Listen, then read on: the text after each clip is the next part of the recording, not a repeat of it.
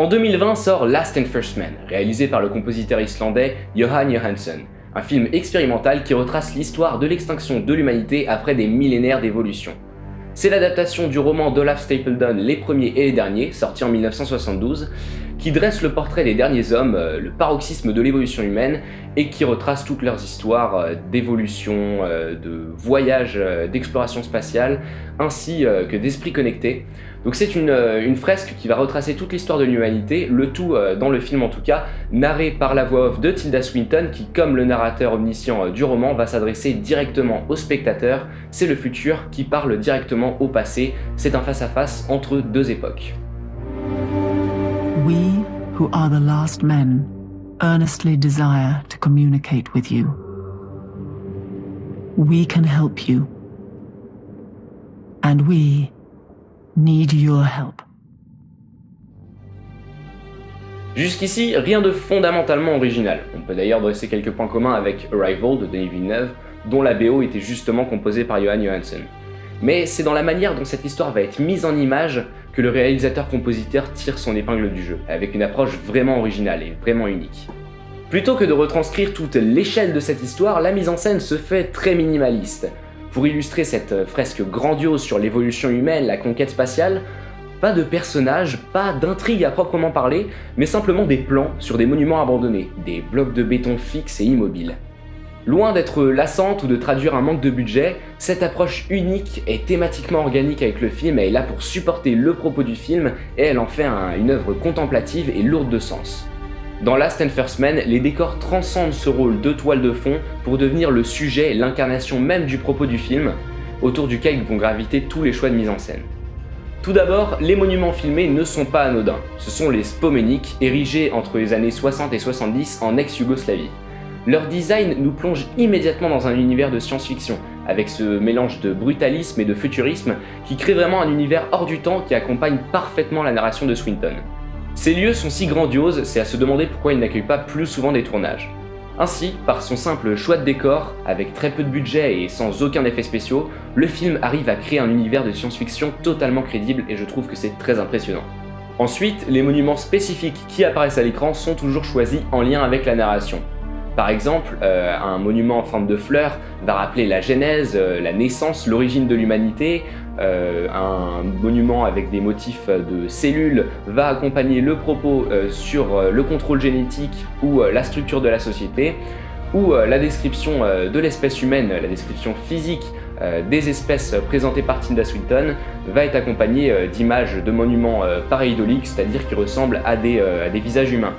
Donc tous ces choix spécifiques de monuments qui apparaissent à l'écran vont toujours être en lien avec le propos de la voix off, donc ils ne sont pas choisis au hasard ou pour une simple question d'ambiance et de design, mais aussi pour une question de narration. Plus généralement, le simple fait que tous ces monuments soient des constructions humaines et érigées vers le ciel est là pour symboliser les tentatives de cette civilisation astrocentrée d'atteindre les étoiles. Tilda Swinton, dans sa voix off, nous décrit en effet une civilisation, une humanité où l'astronomie a remplacé la religion telle que l'on la connaît. Mais au-delà de leur esthétique, au-delà de leur design, les Spomenik sont par leur existence, par leur concept même, plus que pertinents dans le cadre du film. Célébrant un régime révolu, ils sont maintenant laissés à l'abandon, des souvenirs oubliés, et c'est là toute la métaphore du film, le souvenir d'un passé déchu, dont il ne reste que la désolation, que le vide. Toute cette absence de mouvement, cette absence de personnage est là pour mettre en avant le vide qui est laissé derrière l'humanité après sa disparition. Car comme le dit Tilda Swinton vers la fin du film, peu importe les avancées technologiques, peu importe la taille des bâtisses et des constructions de l'humanité, elle n'est rien comparée aux étoiles et à l'univers.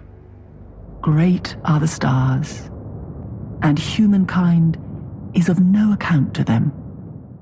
Ainsi, grâce à ces décors et le choix de cette mise en scène extrêmement vide et minimaliste, on a l'impression de visiter les vestiges de la civilisation décrite par Tilda Swinton. On a l'impression d'être réellement plongé dans cet univers et de visiter les ruines d'une civilisation perdue.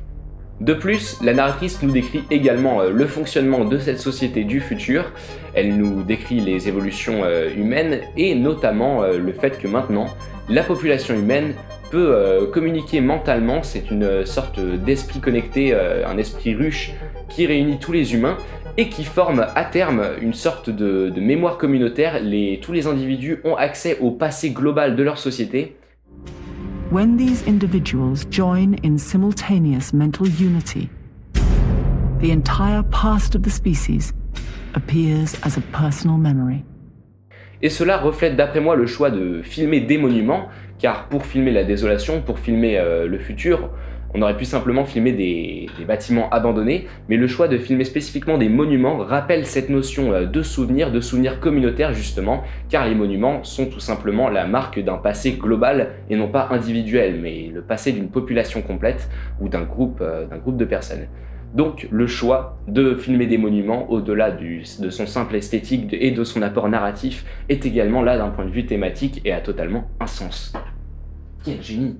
Mais le génie de Last and First Man ne se limite pas à un excellent choix de décor. En effet, ceux-ci sont filmés de manière très recherchée. Ainsi, au-delà de leur design, qui ont déjà une connotation extrêmement science-fiction, extrêmement spatiale, les Spomeniks sont filmés par la caméra de manière très intéressante, une manière qui va donner vie à des blocs de béton inanimés. La caméra se débulle, effectue des panoramiques et des tilts dans tous les sens pour nous faire perdre nos repères. Ainsi, les blocs de béton se détachent du sol, de la gravité, et ils prennent vie, ils entrent et ils sortent du cadre, comme des vaisseaux spatiaux dans Star Wars. C'est en effet l'intention du film, comme l'explique le chef opérateur Sturla Brent Grovlen, parfait.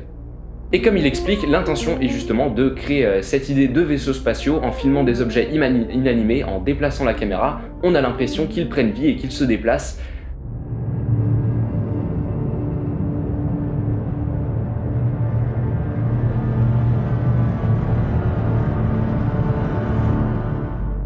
Donner vie à un décor inanimé, est-ce que c'est pas... Ah, c'est trop bien.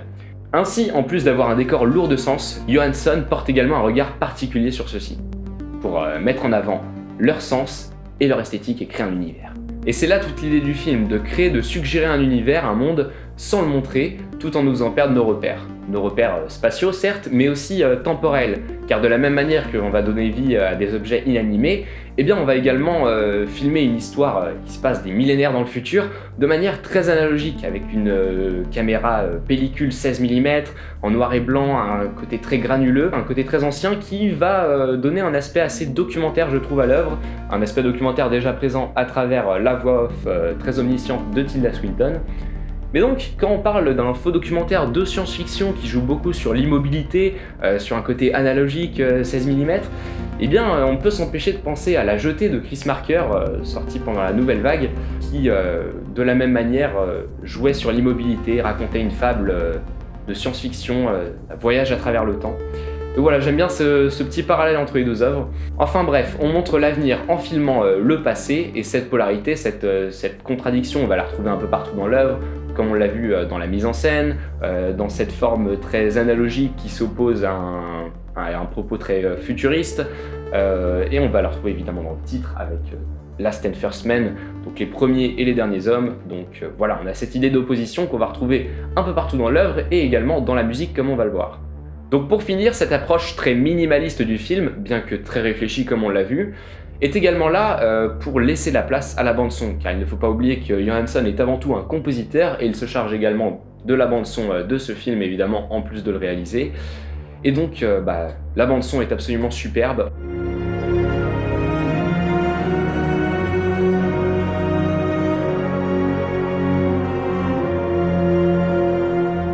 On a des cordes frottées qui, d'après moi, apportent un côté assez slave, assez traditionnel, qui va s'opposer à un côté très science-fiction, très grandiose, assez synthétique par moments.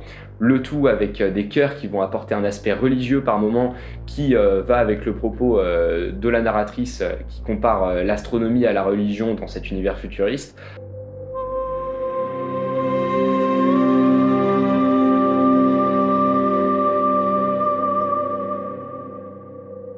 Donc voilà, la bande-son est absolument superbe et elle est très mise en avant dans l'œuvre, car justement toute cette immobilité des plans, l'absence de personnages, ça met en avant la bande-son et finalement le film est quasiment une carte postale illustrée, même s'il ne faut évidemment pas sous-estimer la mise en scène visuelle du film, parce que comme on l'a vu, elle est incroyable. Pour conclure, la mise en scène de Last and First Man découle d'un choix simple mais très osé, Raconter une histoire en montrant simplement les vestiges, montrer l'avenir en filmant le passé. En plus de prouver que l'on peut faire de la science-fiction par le simple regard que l'on porte sur le monde réel, Last and First Man est si judicieux dans ses choix de décor que ceux-ci transcendent ce statut de décor, de toile de fond, pour devenir le sujet, le propos même du film, une métaphore, et je trouve que c'est une utilisation parfaite des décors. C'est pour cette raison que Last and First Man m'a marqué et est un des piliers de ma cinéphilie. Il m'a vraiment fait comprendre ses choix artistiques qui, au premier abord, étaient très opposés à mes opinions cinématographiques, et il m'a permis de redéfinir un peu ma propre vision de ce qu'est le cinéma, car il est un peu à la frontière du faux documentaire, de la carte postale sonore et du cinéma en lui-même. Donc voilà, il a su me faire comprendre son choix artistique très osé. J'ai réussi à l'apprécier et j'en suis très content, et m'a permis d'évoluer dans ma cinéphilie, d'apprécier de nouvelles choses. Donc j'en suis très reconnaissant et je trouve que c'est un travail assez génial. J'aimerais terminer sur cette citation du roman de Stapledon qui s'achève ainsi. Man himself, at the very least, is music, a brave theme that makes music also of its vast accompaniment, its matrix of storms and stars. It is very good to have been man, and so we may go forward together with laughter in our hearts and peace, thankful for the past and for our own courage, for we shall make after all a fair conclusion to this brief music that is man. Même si cette conclusion du roman est textuellement absente du film, elle résonne tout de même à la fin de l'œuvre, en réponse à la mort de Johansson, homme de musique et de cinéma qui laisse derrière lui son premier et dernier film, Last and First Man.